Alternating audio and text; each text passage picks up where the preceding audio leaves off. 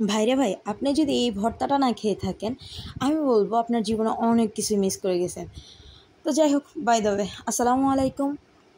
কেমন আছেন সবাই? আলহামদুলিল্লাহ, আমরাও ভালো আছি। তো প্রথমে আমি শুটকিগুলোকে আমি ভর্তা কিসে বানাচ্ছিলাম সেটা তো আমি বলিনি, তো বলেই দিই। শুটকি বানাচ্ছিলাম, কাচকি শুটকি হাতে মাখা ভর্তা বানাবো। তো আমি শুটকিগুলোকে প্রথমে গরম পানিতে ধুয়ে ভিজিয়ে রেখেছিলাম।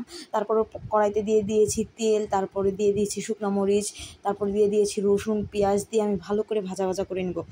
ভাই, এই ভর্তাটা যে কি অসম্ভব লেভেলের মজার, সেটা যদি আপনি না খান আপনি বুঝতেই পারবেন না। তো গরম পানি দিয়ে ধুইলেই কি শুটকিগুলো কি সিদ্ধ হয়ে গেছে? অবশ্যই না। যদিও বা আমি গরম পানি দিয়ে ভালো করে সিদ্ধ করে নিয়েছিলাম, তারপরেও একটু তেলের মধ্যে দিয়ে ভালো করে টেলে নিচ্ছি, যাতে করে খাবারের টেস্ট এবং ঘ্রাণ অনেক সুন্দর আসবে।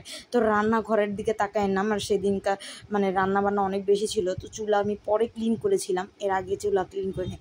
তো সাথে কিন্তু কাঁচা পেঁয়াজ দিতে ভুলবেন না কখনোই, আর এই ভর্তাটার টেস্ট আনবে এই কাঁচা পেঁয়াজে। তো আমি পরিমাণ মতো লবণ দিয়ে, তারপর সরিষার তেল দিয়ে, তারপর কাচকি শুটকিগুলো দিয়ে সুন্দর করে হাতে মাখিয়ে ভর্তা করে নেব। ভাই, আমি এখন বলতেছি, অনেক দিন আগে বানিয়েছিলাম ভিডিওটা, তারপরও আমি এডিট করতে পারিনি।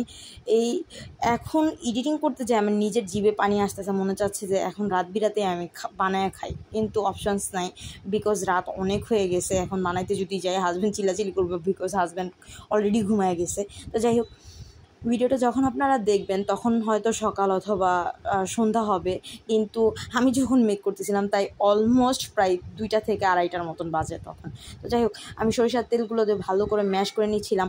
এইটা ভর্তাটা যতটা মিশাতে পারবেন ততটা বেশি ভালো হবে। তো আমি কাচকি শুটকিগুলো যে তেলে রেখেছিলাম সেগুলো দিয়ে আরেকবার ভালো করে মিক্স করে নিচ্ছিলাম।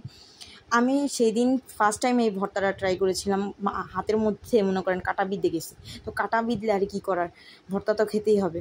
আমি এই ভর্তাটা শিখেছিলাম আমার একটা আপুর কাছ থেকে, সে আরও বেশি ভালো ভর্তা বানায়। তো যাই হোক, সবাই ভালো থাকবেন, সুস্থ থাকবেন। আল্লাহ হাফিজ, বাই বাই।